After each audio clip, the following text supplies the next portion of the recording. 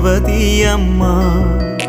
ജപമണിമാലകളിൽ ഉയരും നന്മ നിറഞ്ഞവളമ്മ. തലമുറകൾ തോറും പാടും ഭാഗ്യവതിയമ്മ. ജപമണിമാലകളിൽ ഉയരും നന്മ നിറഞ്ഞവളമ്മ.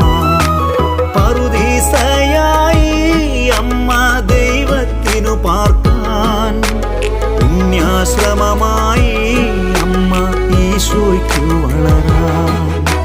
പറുദീസയായി അമ്മ ദൈവത്തിനു പാർക്കാൻ, പുണ്യാശ്രമമായി അമ്മ ഈശോയ്ക്കു വളരാൻ.